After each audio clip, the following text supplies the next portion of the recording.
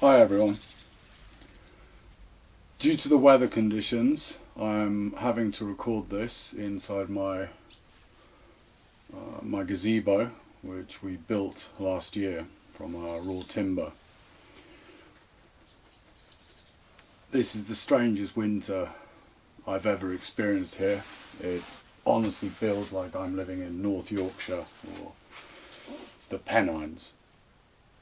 At night, -10, during the day, just mank, rain, absolutely disgusting. And it's playing havoc with my camera equipment. So for now we'll keep it indoors. Hopefully the sun will come out at some point and we can go to the forest and do some recording. Today I'd like to talk about quite a controversial topic, and I know I'm going to get slated and berated for talking about this. But again, this comes from personal experience and from observing others in a similar situation. The title of this video is Bright Colours for Bushcraft. In my personal experience, your clothing should blend in so you don't stand out. Wear drab clothes, wear browns and greens, wear camouflage, so long as it's not some Congolese tropical camo or the wrong camouflage for the wrong season. But today I'm not really talking about the clothing. What I'm talking about is the items you bring with you. Now, there is a fashion for tactical gear, and tactical gear is generally black.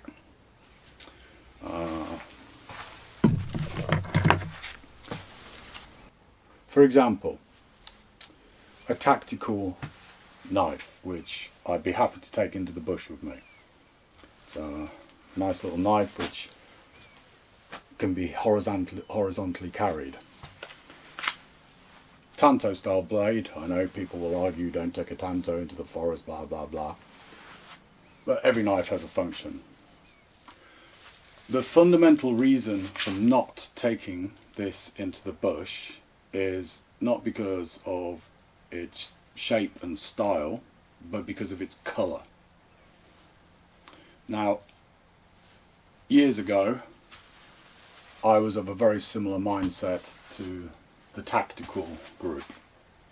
I wanted more military style and I wanted dark or drab equipment because I didn't want it to be seen. The problem with that is who is not going to see it. Generally, if I'm in the forest, I may come across a villager picking mushrooms. I may come across a forester logging. And generally they wouldn't care what I was carrying anyway. So who ultimately would have difficulty in seeing this knife? Well, ironically, it would be me. And this may not seem logical, but let's say I've been working with the knife, I've been, I don't know, whittling, maybe doing some mushroom picking, and for whatever reason I put the knife down for a minute. It's something I try not to do. Always resheath your knife, never leave it around. But let's just say I put it down for a minute. Now inside the forest, it's not bright like here, it's quite dark. I put this down, in a few minutes, maybe I get distracted, maybe I see an animal and I want to go take a photograph of it. I come back and I can't find where I've put it. I'm suddenly without the most important piece of survival gear. my knife. And that's very scary.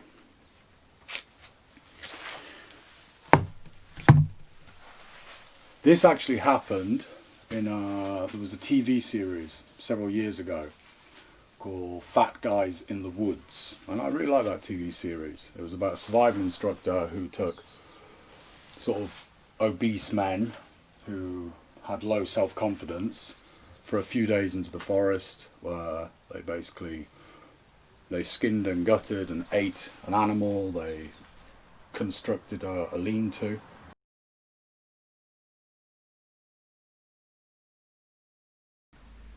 And they learned to prove themselves. But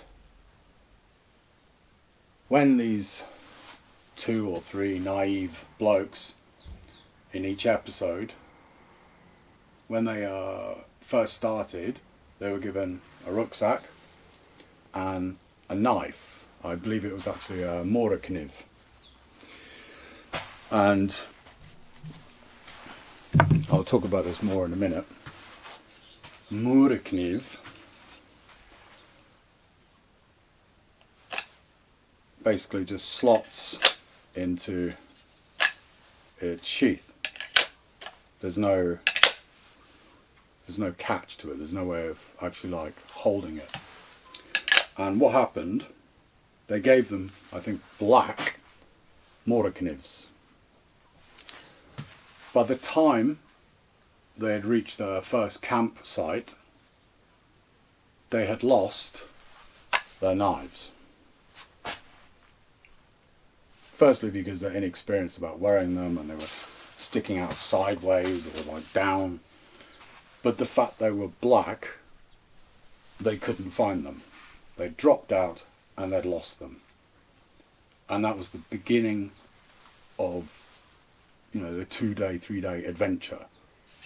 They're already without their most important tool.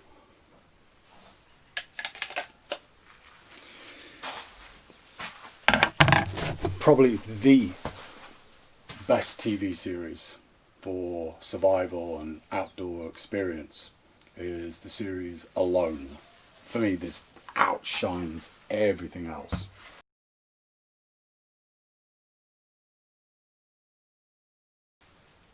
And in Alone, in 2 separate seasons, 2 individuals who I personally think had a good chance of pushing through to the end because they knew what they were doing and they were determined, both had to tap out very quickly.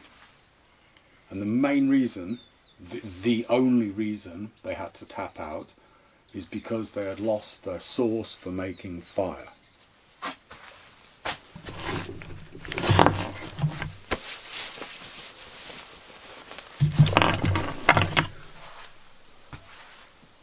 Their fire striker. And the reason they lost their fire strikers is because it blends in with the environment. If I drop that on the ground or in leaf matter, I'm not going to find it, especially when it starts getting dark. And without that, you can't survive. There's no way of lighting a fire. Yes, you could try a bow drill, but in their environment, which was completely sodden, it would be pretty damn hard to light a fire with a bow drill. So, one TV series showed people losing their knives because of the colour. Another TV series, The Best Survival Program, showed people having to tap out again because of the colour of their equipment. Now, Bushcraft. Bushcraft is about learning to live with nature, about being in nature and living with nature. And it's not about making a fashion statement, it's about fitting in and blending with nature. But as humans, we still need, unless you really know what you're doing, we still need certain basic pieces of equipment. A knife, a method of making fire, a method of cooking or boiling water or purifying water, some means of making shelter. These are essential.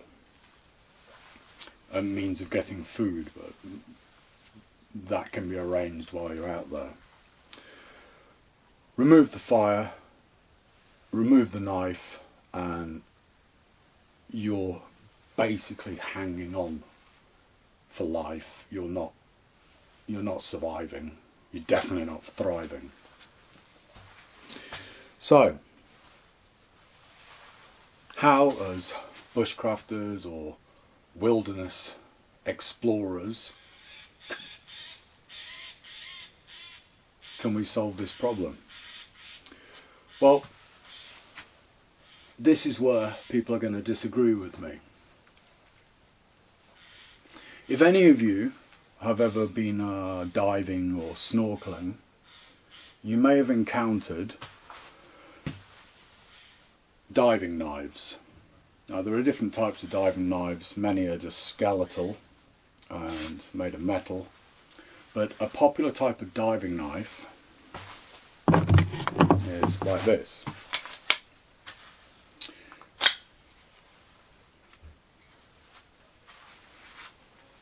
Now, it's not a good knife. I wouldn't use that in the bush. I use it for basically preparing fish when I go sea fishing in Croatia or wherever. But it's brightly coloured because it's very easy to lose something in the water very quickly with particles floating around, or when it settles onto the seabed and the seabed then settles on top of it. It's very easy to lose dark objects. So traditionally diving knives have used bright colours, and I think this sets a very good precedent for any type of outdoor activity. Having some form of bright colour on the objects that your life depends on, I believe is essential. I personally have lost some quite expensive knives over the years, normally at night, and it's gutted me. It really has. And you can't even remember why you didn't put it in your pocket or in your sheath. It's that momentary distraction and it's gone. You can't find it. A good example, a few months ago during the second mushroom season, my wife and I were in the forest looking for mushrooms, and on the ground I discovered this, and the blade was out. It was exactly how you see now.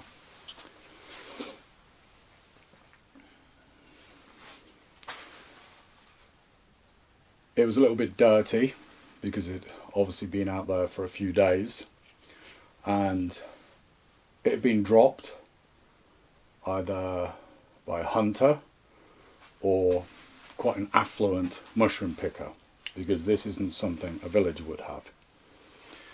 I looked up the price, and out here this is about 40 or 50 euros, which is what, $50 or $60, 40 or 50 pounds. That's a lot of money for a folding knife in this area. This was someone's pride and joy. If I could find the person who this belongs to, I would return it without question. I won't use this knife, and my kids don't want it because it has bad karma attached. Firstly, it was open, and There's a lot of superstitions I inherited from my grandmother about picking up knives. It brings bad luck. And secondly, someone has looked for this and can't find it. And the reason they couldn't find it is because it's black. And it's a nice knife. It's not what I would personally choose. It's not my cup of tea. But someone lost this because it's black. And on the forest floor, it just blends in. Because of this, a few years ago, my friend John from JP.OUTDOORS wanted to buy my wife a gift while we were at a wilderness gathering.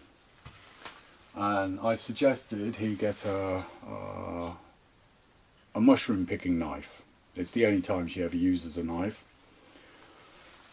And he wanted to get a Murekniv because they're very popular. And I said to him, please get her one in a bright colour. And she likes blue, and fantastically he got her a bright blue Murekniv. It's well used. It's a nice little knife, stainless steel so it doesn't rust.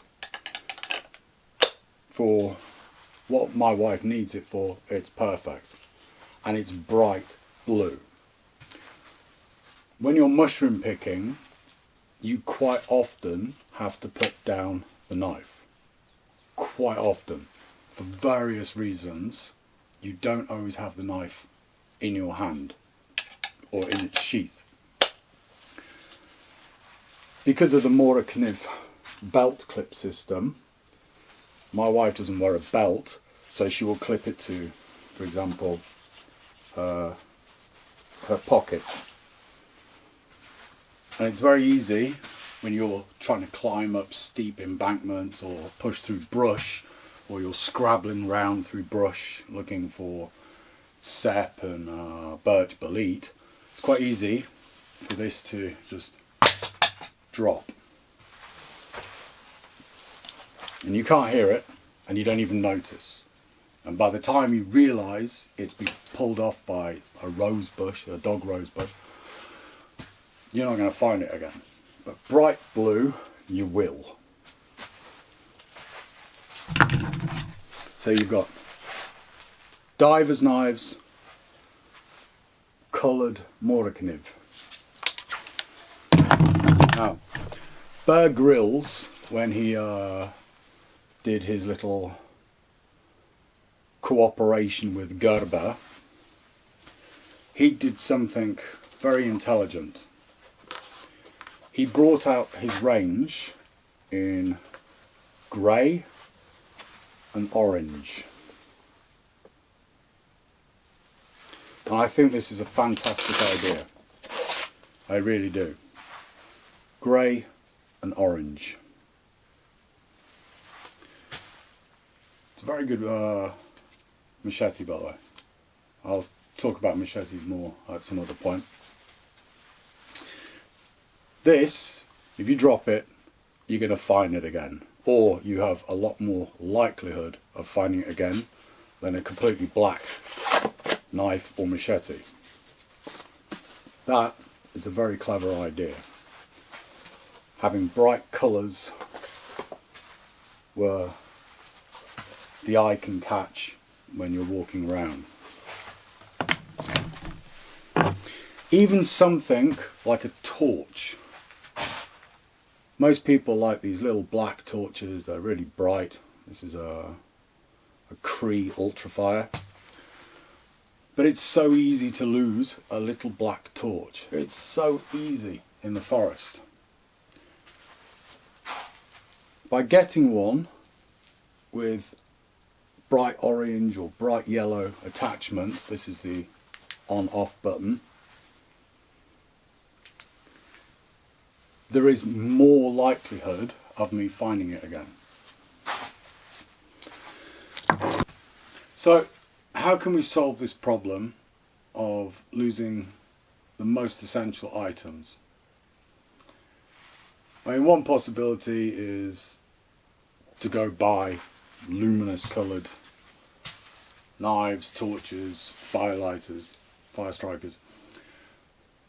But part of the bushcraft thing is either to use tactical or to use leather and natural materials, which again blend into the environment.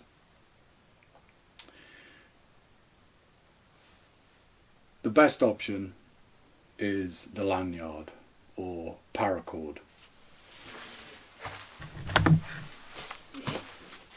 On this one, I have a bright green, basically, shoulder carry. On another machete I have a bright orange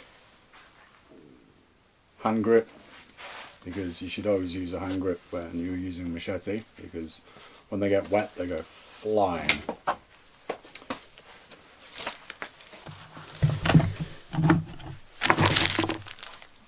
Or, just for an example, I don't actually suggest using this,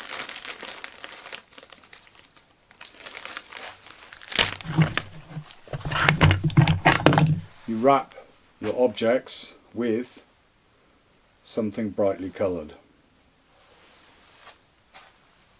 so it can be seen. Again, I'd suggest brightly coloured paracord or lanyard, because you're going to need cordage anyway, and this fulfills multiple functions. And one of the important rules of going to the bush is having items which have multiple functions. The firelighter is probably one of the few things which doesn't. It has a very specific task. But again, if you lose it, you know, good luck bow drilling in this weather. So, if you've got something dark, attach something bright to it so you can see it. I'll give an example now of how easy it is to lose dark objects, and how much better it is to have some form of bright colouring so you can find them again. Stay with me.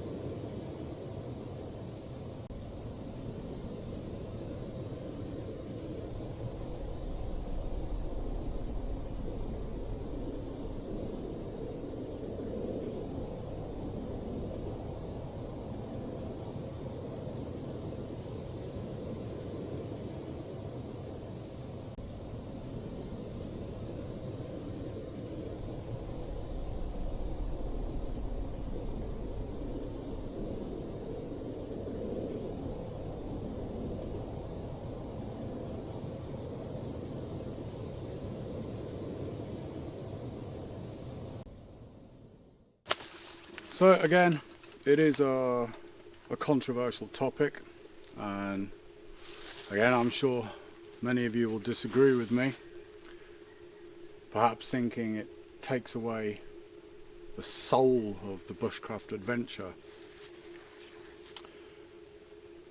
But I think there are certain moments when long-term survival overcome the need for romanticism.